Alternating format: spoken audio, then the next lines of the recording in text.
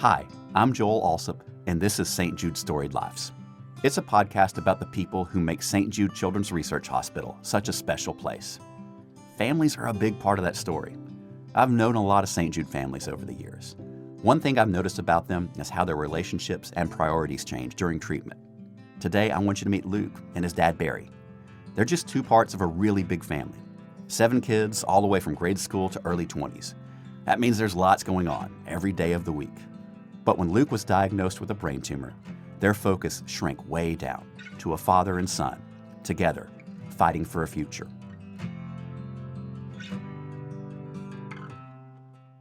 I feel like that instead of another person getting it, that I feel like it should be put on me, because I would rather me have it than somebody that, is smaller. I'd just rather it been me. I tell everybody the strongest human being I ever met in my life through an entire career of state police and 51 years of living is my son.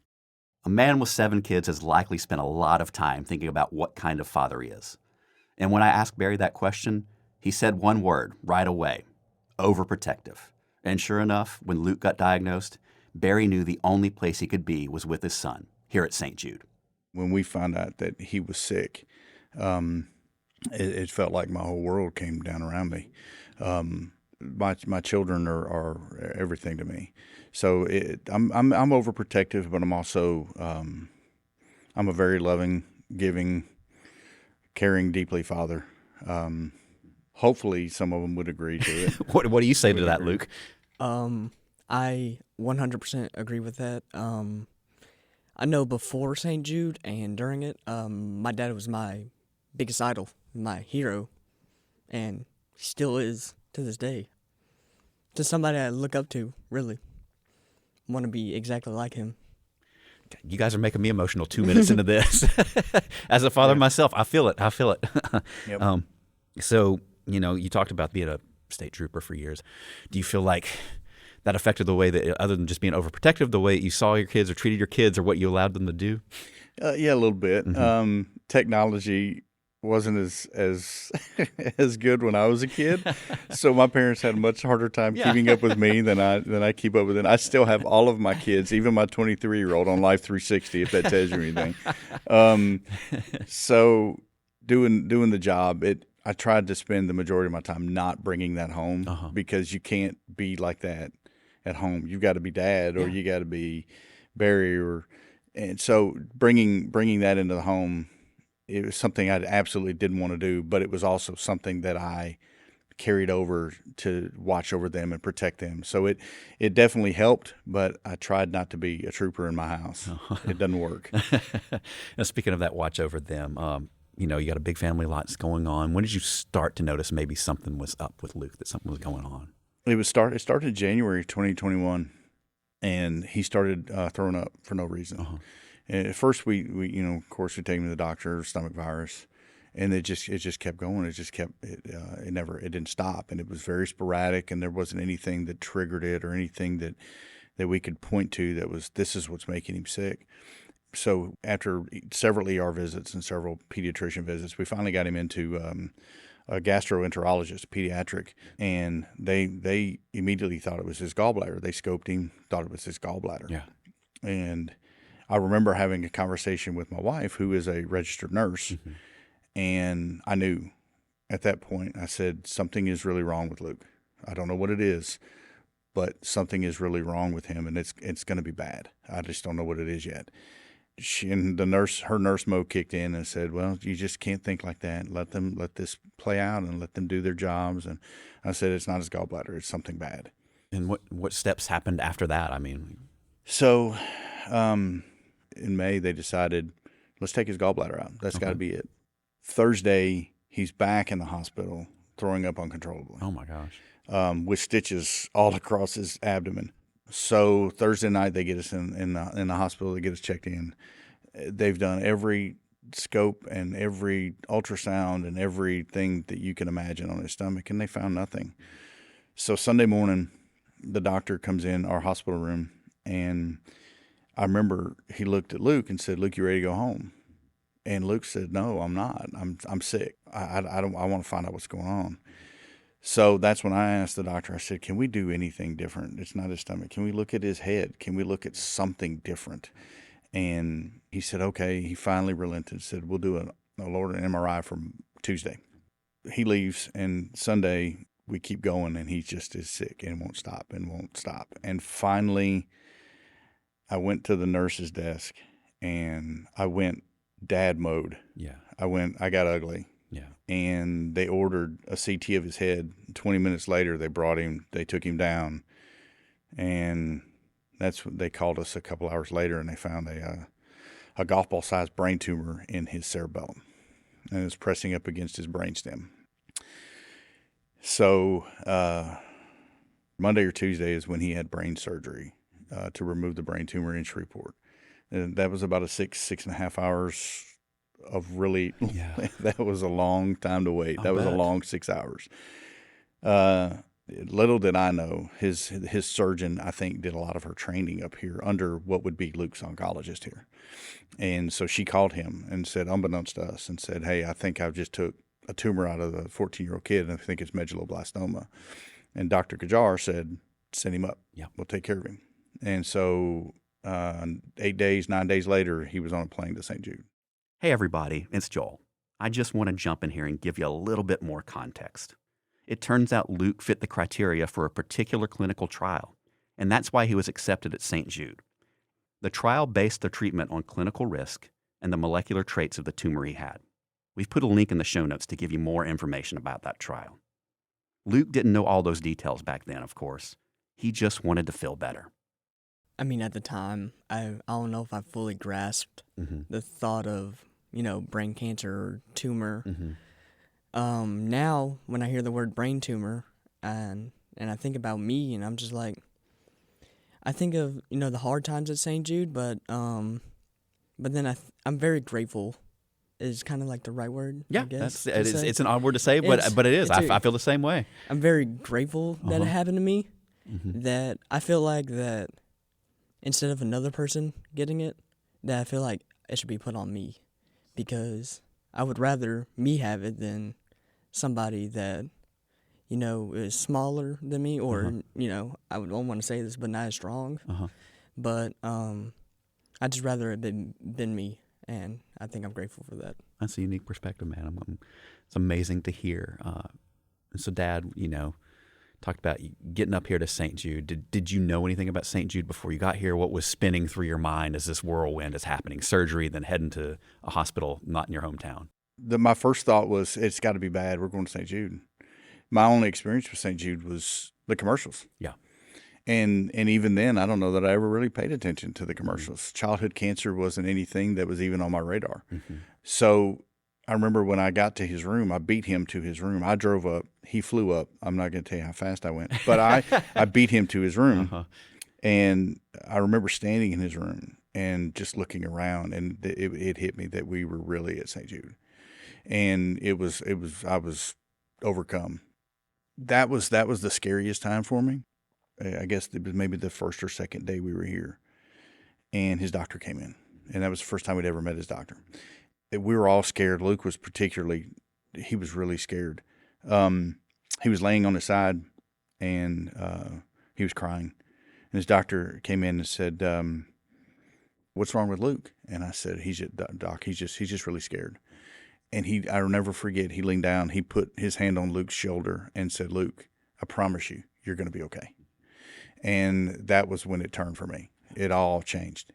And it never got bad again. It was all completely hopeful. And I know that St. Jude's not in the business of ever giving false hope, but our hope and our faith never wavered at that point. And how long did that treatment last, and what all did it entail? We were here about 7 or 8 months. He had to have 6 weeks of radiation on his brain and his spine, so 5 days a week for 6 weeks. And then he had to have 4 months of chemo. And Luke, for you, how did that make you feel? How was the radiation and the chemo? The radiation was a good nap. That's a great description. I'm going to use that from now on. I mean, it was just laying down, got to keep your head still, and then I was just out after that. Yeah. I mean, something my dad always taught me going through it was you take one day at a time. Like, you don't worry about Tuesday until Tuesday gets here. You worried about Monday when you're on Monday. Yeah. Like, with that mindset, for me, it just feels like it just breezed through. Okay. And for me, honestly, I mean, it feels like I had it light. I feel like I had it small. And just for you too, like being a teenager when you're here, did you feel like you were missing out on anything? I mean, at the time, I was just like, it is what it is. Just another speed bump or something that I'm gonna bounce back from at that time. And now I'm here, and it just feels amazing. I mean, really, St. Jude really saved me. So this is amazing. I'm glad you're here, and Dad, I know too. Like, what did you do to help him? Because I know I wasn't the easiest patient going. I had treatment about as long as Luke did. I know there were days that I wasn't as easy. I would speak like he does now and be like, it was what it was. I know it wasn't what it was every day. How did you help him get through this? It was, I don't even know that I would say tough love. It was, he had his days where I will say one of the strongest human beings I've ever been around in my life was my son. So it wasn't a lot of tough love. There were days when it really beat him up. And I remember in particular one day we were at the Ronald McDonald House. We were going through radiation. And he asked, I didn't know this, but he asked his mother the week before. I didn't know he asked her this question, and I knew it was coming. I just didn't know how I was going to answer it. So I prayed a lot on how I was going to answer it when it did come. And so he asked me, Dad, why me? And out of nowhere, I said, well, why not you? And he kind of looked at me funny because that wasn't the answer he was looking for. And I said, what makes you different than everybody up here? What makes you different than every other kid that's up here fighting this battle? What I was trying to tell him was, don't be so down that you think that this is the worst thing. Everybody right up here is doing this. So whatever it is that you've got to get up and fight this monster. And so that was just what I just wanted to instill in him was give him that strength to just keep pushing through. Let's get through Monday on Monday. Well, let's not worry about 7 months from now. I can see that perspective definitely rub off on him. That was just an amazing thing he said a minute ago about being able to be the one to take it. That was awesome. You guys are amazing. And Barry, thinking about it too from the standpoint of being a dad to so many, do you feel like your experience as just being a dad helped you navigate this tough situation any better? Maybe, but I'll be honest with you, I don't think so. It was, you always, as a father, you always worry in the back of your mind, well, what would happen if I found out my kid had this, or what would happen? And I can honestly tell you, you're not prepared for that. Yeah. No matter what you think that you're prepared for, you are not prepared for that, because when it hits, it's a whole, it changes everything. And as much as I'd like to say that, between Luke and I, that, and he fought and I stayed and helped him push through it, there's no way in this world that I would have gotten to that point or even been able to do it without my wife and my kids and my family. My wife told me, she's a nurse. We have an 8-year-old. Hadley was 5 at the time. And she said, you go to St. Jude, I got this. And so if it wasn't for my wife and my kids that backing us and backing me, there's no way that I could have gotten Luke through this. So the support system that we had was just as important as us being up here doing it. Without that, we wouldn't have been able to do it. I heard you kind of had a special homecoming. This is for either one of y'all to describe that. I mean, I didn't know at the time. I just thought, we're going home. And I remember that since it is like a 5 or 6 hour drive back home to Shreveport, like every hour I would punch my dad saying, we got one more, we got 3 more hours. And I remember, I don't know where we were at, but we stopped at a gas station because my dad said he had to use the bathroom. We had just crossed into Louisiana from Arkansas. And I'm like, what are all these cop cars? And what's this limo doing here? And my dad came back and he was like, I think you should get out. And I'm like, I remember I saw my stepmom and Hadley coming out of the limo and giving me the biggest hug, and I was very, very surprised. I didn't know what was going on, really. And they just said, get in the limo, we're taking you home. Okay. Awesome. And then just the limo ride, it felt like the hour went by really quickly. A lot quicker than... Time goes a lot faster when you're in a limo. Yeah, time goes a lot faster when you're like oh, I can lay down on this couch. It was really fun, and the homecoming was really amazing. And I remember going to my neighborhood and seeing people that I went to school with, people that lived in the neighborhood, just holding up signs like "Welcome home, Luke." I started to cry then. Yeah. It's emotional. It's a very emotional moment. Then seeing all my friends saying, I remember the first thing I said to my good friend Aiden, hey, you should shave. And got like patches all over on his face, and I'm like, maybe we should get the chemo cut that I got or something. It was really good. I really liked it. Awesome. And Barry, from your side of things, how did that come about? This special ride for that last hour home. One of my friends with Louisiana State Police. He and I were lieutenants together, and he said, "Hey, I'm thinking about doing this. When do you come home?" And so it snowballed from there. When we finally nailed down the date that we were coming home, he had set up the limo, and he'd set up not only the state police but other local agencies to all fall in and awesome. Give us a police escort home. So that was his doing. That's awesome. And I do remember one thing too about when I got home, because I had that very emotional moment too. But you get home and you feel like I've had chemo, I've done all this. Like, my parents are going to go easier on me for a little bit. I got a little bit of a free pass. Do you feel like you have that, Luke? Or Barry, do you feel like you were going to give him that? Oh, let's say like right after that, I was still in like the coddling mode of like what St. Jude, let me do. Like, ooh, I can play video games upstairs and, decompress and not having to do tours. And I remember I would win every board game I played with my family. I was like, you really gonna beat the cancer kid here? And then I'm still like kind of in that mode, being coddled right now, but I'm trying to work into, like, when my dad tries to instill with me with the tough love, like, you're a 17-year-old kid, come on now. Still trying to get there.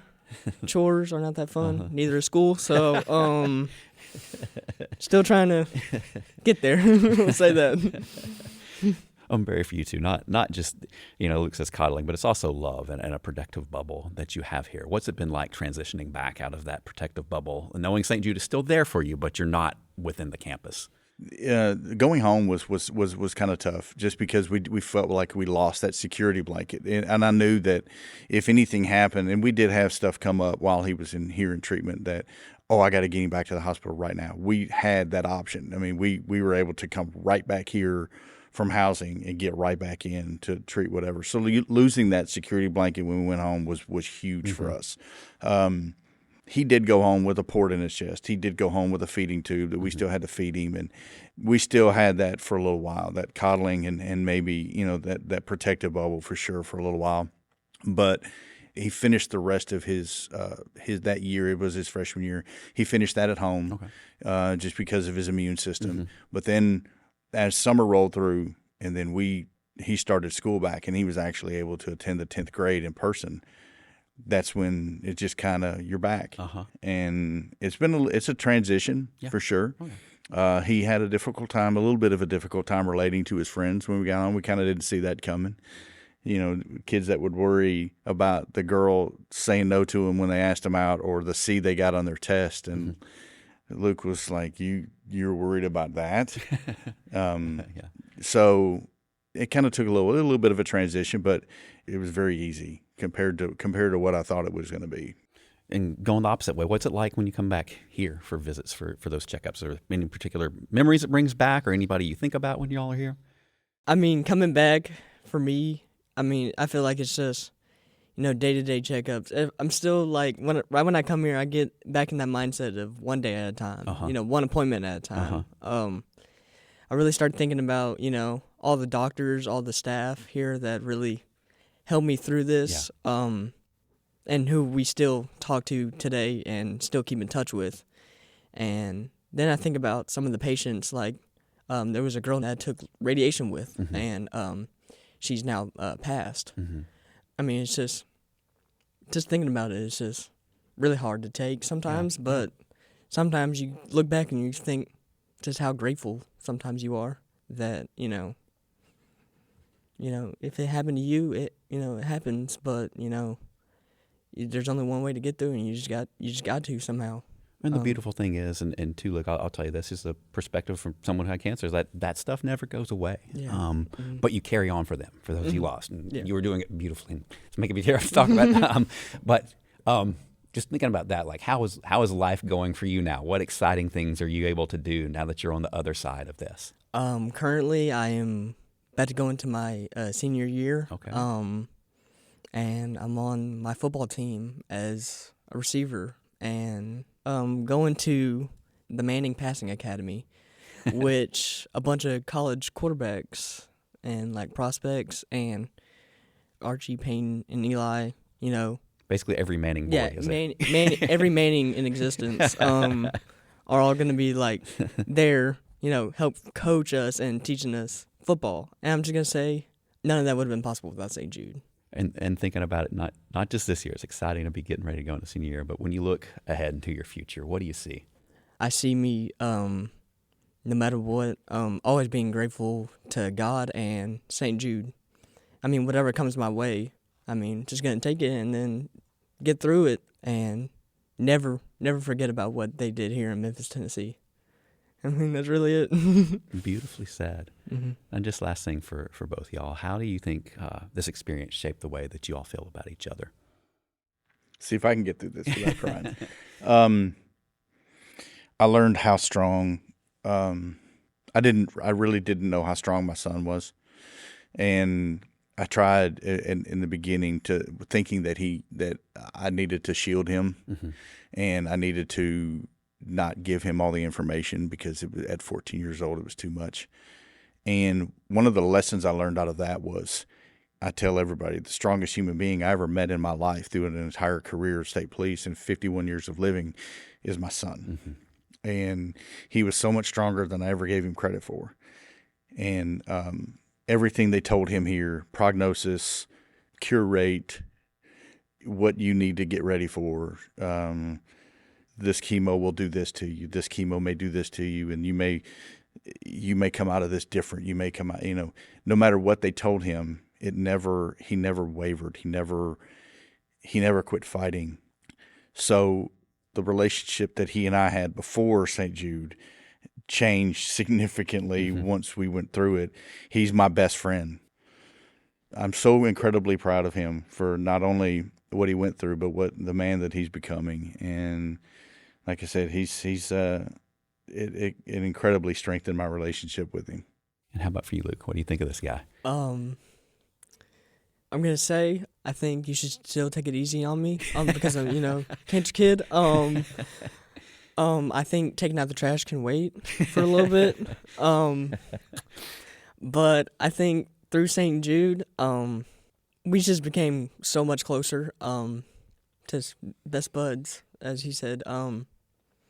And I don't think that's ever gonna go away. I guess that's something that St. Jude, really is one of the good things, is it brought me closer to the man who basically lifted me up through all this. A little hot in here. But, through all of it, there was no sugarcoating St. Jude, and he wasn't sugarcoating it either. No matter what, it was going to be okay, and he was still going to be here. Well, I can't think of a better way to end it. You guys are amazing, and just the way that you look at each other and share your story and share that is the beauty this world needs. So thank you so much for taking time to share your story, to share your lives, and for being part of this St. Jude family. Thank you so much for allowing us to be on this and tell our story. It's something that I promised St. Jude that I would do forever, as long as I was breathing, that they allowed me to bring my son home, and I will forever give back to this place.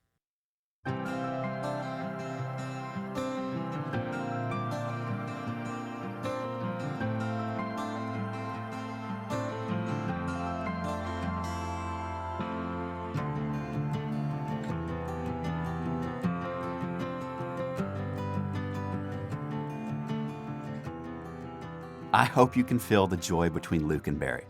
That's what I felt sitting with them. What they've been through is serious, but maybe that gives them a bigger reason to laugh together. There are some links in the show notes that'll take you to a video of them trading dad jokes. and some pictures from Luke's days in treatment.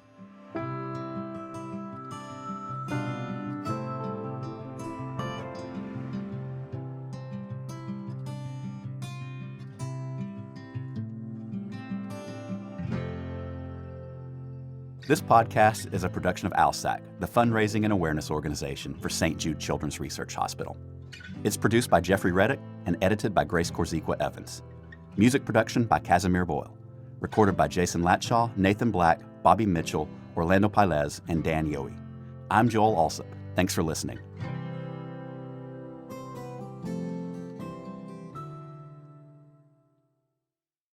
St. Jude Children's Research Hospital understands that every patient's journey through treatment is unique. Listeners who have questions about their situation, diagnosis, or treatment options should talk to their physician. These personal stories are not intended to provide medical advice.